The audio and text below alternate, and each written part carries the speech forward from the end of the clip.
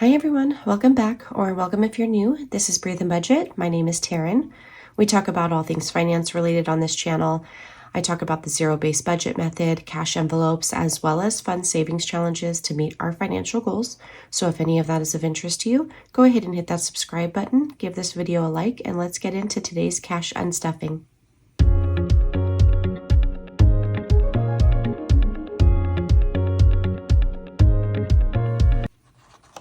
All right, you guys, we have a few categories that I need to pull some cash from and take it back to the bank to either pay one of my credit cards or just put it back into my debit account because that's what I use to make that purchase.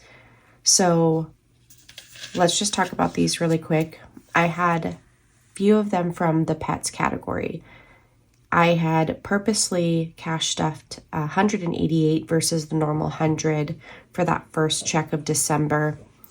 And by the looks of it, I'll be pulling, I think maybe around 120 is what this looks like to me with a quick glance, meaning I will have less than 60 left probably in my envelope.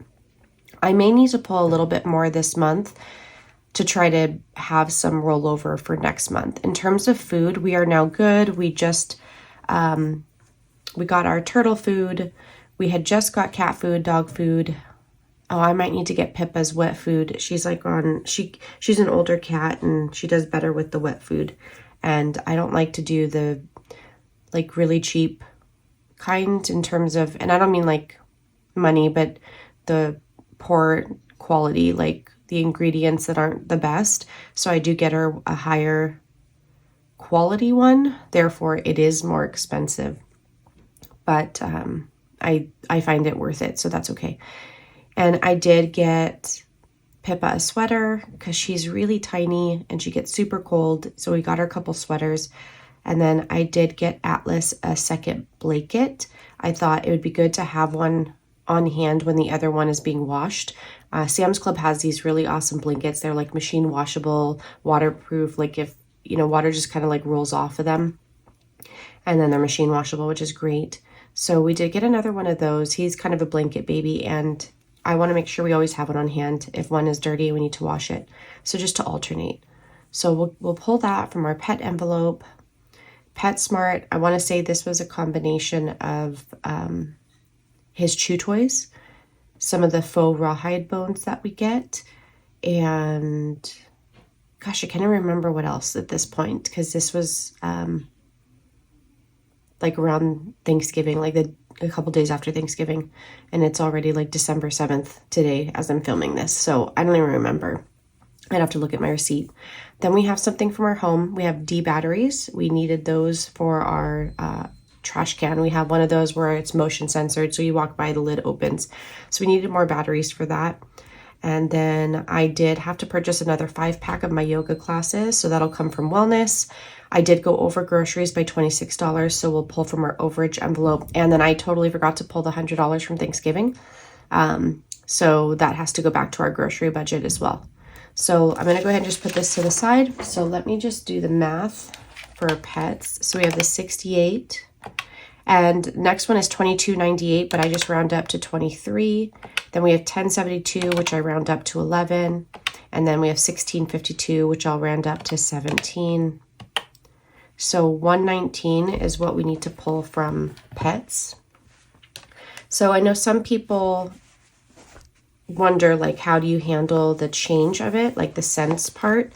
I know, for example, the Simple Budget, her husband has this amazing Excel spreadsheet that they literally track every cent. So they have a change bank where if they needed to pull some cents to cover something, they could.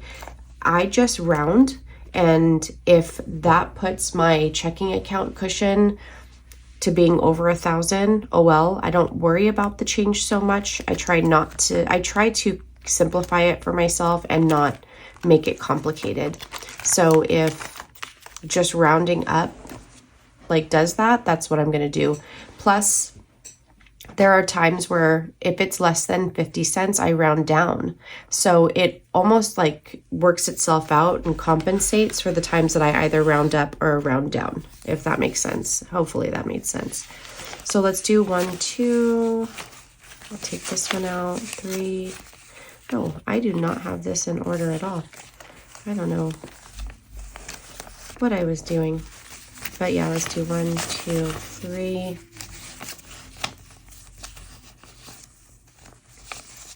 Okay, so it looks like I will need, yeah, either way I'm gonna need some change, so I'll probably leave that 50. So let's just do 120. So I need 119. So basically I need $1 back into my Pets envelope. So let's see if I can make that happen when I completely missed the envelope. That was really funny. I went right behind it. So I forgot my cash tray, so I'm just going to leave it to the side. But I need to put $1 back into Pets. So I am just going to make a little side note, because yes, I could re-watch the video, but that also just takes more time, and I don't want to have to do that. So okay, and then let me just do home since we're in this. So household is 15. Okay, so I have exactly 15. That is good. Okay, perfect. And then I think we are done with the essentials binder, so I will just put that to the side. And I want to pull from my high priority first. So let's go ahead and do that. So from here, we're going to go ahead and pull from our grocery overage and from yoga. So I know those are towards the back, so we'll just flip on through. Here we go. So this is our wellness.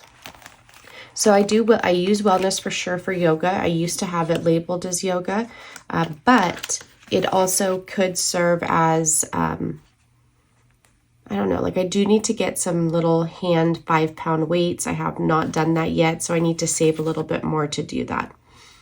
All right, so I need 80. So I'm gonna put this 100 and I'm gonna take a 20 back. Take a nicer one just to sit in the envelope. So I have enough for another 5-pack, which will probably go towards my daughter's 5-pack once she's finished her, or no, I actually just purchased her 5-pack. I will have to buy my 5-pack probably in the next like class or 2. And then I need to pull 26 from groceries. So let's see what we have here. Ooh. All right. So let's see. How do I want to do this? Hold on. Okay, so I'm going to put 31. Don't fall. Do I have a nicer one in here? These ones kind of suck. I don't like using that word. Sorry about that. Okay, so I'm going to put 31. I only need 26, but I'm going to put 31.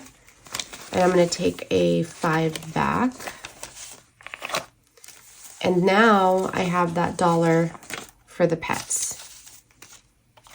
So let me just put this back. So in our grocery overage, we will have left 50, 70, 90, 110, 130, 155, 156, 157.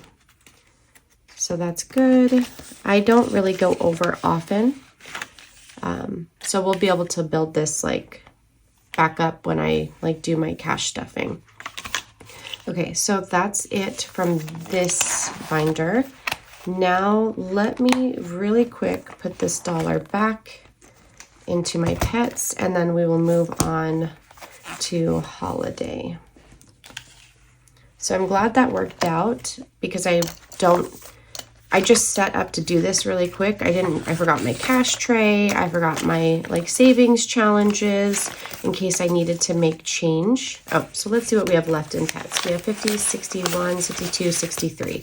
Yeah, so I had guesstimated about 60 left over. So we will have 63. And if I wind up not, I might need some of his chew things, but I think I'll have some rollover this month. And that is what that's why I put more to it, because I felt like every month we were depleting it so quickly. I don't know what was going on. Like I felt like our pet budget was really increasing, but then I realized like I was buying Atlas, like a lot of like new toys and chew toys. And then, you know, I decided to jump onto the sweater game for Pippa because she's super tiny and it's getting really cold. So things just kind of changed with what I was going to spend. All right, let's see. Make sure it's in order. All right, so let's do the math of what, oh gosh, you guys, 100 from Thanksgiving. I swear I'm okay. I am okay.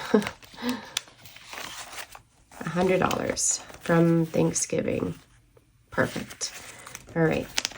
So now we are going to add up what we should have in this pile.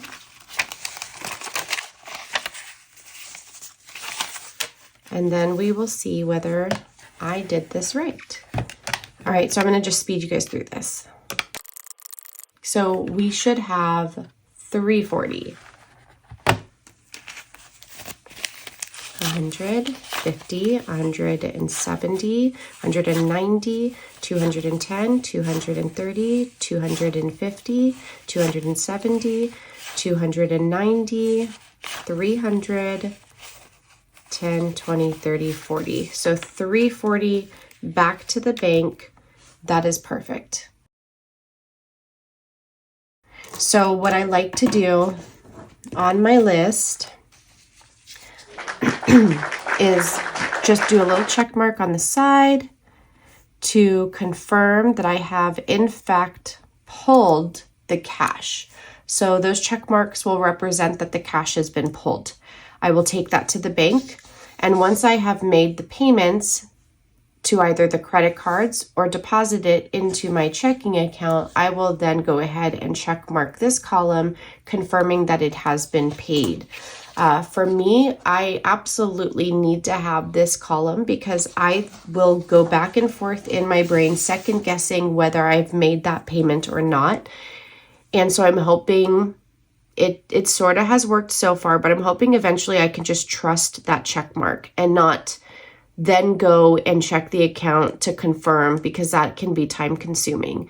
So I'm trying to find ways to simplify my life and perfect this process to where I'm, you know, a little bit less like stressed about it. But just by nature, I would second guess whether I paid that or not. Even if my heart knows I paid it. I don't know. It's kind of like when you leave the house, you're like, did we turn the stove off? And then you're like, you never even turned it on today. So of course it's turned off, but your mind still goes to that, or at least mine does. I don't know. Tell me, am I the only one? Please tell me I'm not the only one. All right, you guys, I'm going to go ahead and set up for a couple more videos that I want to film before I start work today. So I will see you guys in the next video. Bye.